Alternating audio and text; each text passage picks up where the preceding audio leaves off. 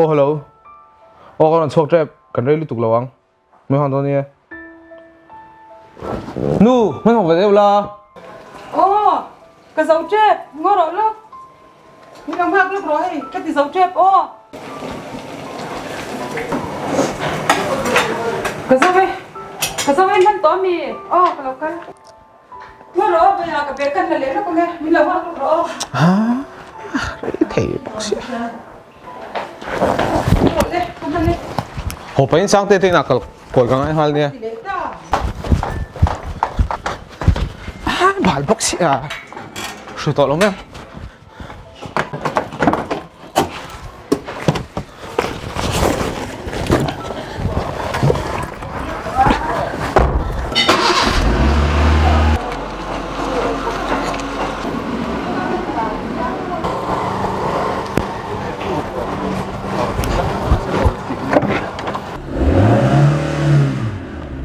Traffic cái giảm cho nên nó hổ phải không?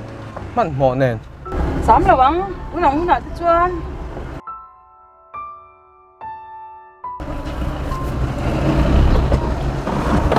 Ôi, phong mỏ đấy ô, con này chơi.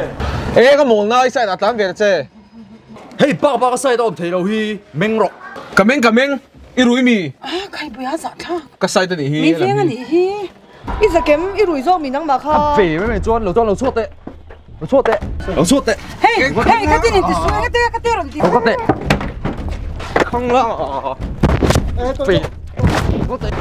Không lo cái gì. Không có tệ. Không lo. Iron bor mà sao không lo gì cả đâu mà. Em rọ thiệt lẩu hi. Em rọ. Cái ngày đám ni lẩu sụp. In number cái xin chiang cái. Police station cái sợi phê lang. Hey, cái tiếng này, cái này rồi đi bơi hết rồi đi bơi sư. Khá bác cái lẩu rộn bor mà sao? Em nắng mấy gì hay gì? Cái rộn bor mà sao cái lẩu hi.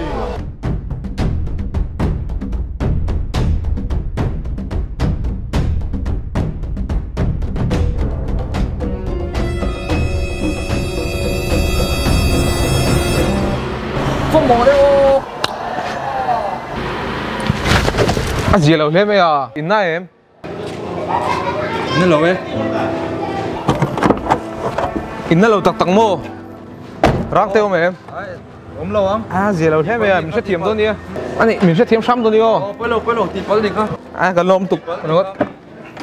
Anh gì lẩu? Anh vô con mình nghe. Theo thì anh nhiều lên. Ôi bây giờ, ini thì bài đó một cái tổ cái lẩu mình già cả, những bộ này xe cái thiam nào một cái thiam lẩu nào một, à chôm zo cái chân hi cái tí dễ tổ rồi ngay, cái tí chăn lúc tục bây giờ cái chăn lúc tục thế, à chôm zo cái chân cả, chăn này mình thiên ura thì cái chuyện thế này cả, thì ông này cái là mình piang à, bông rừng rồi cả.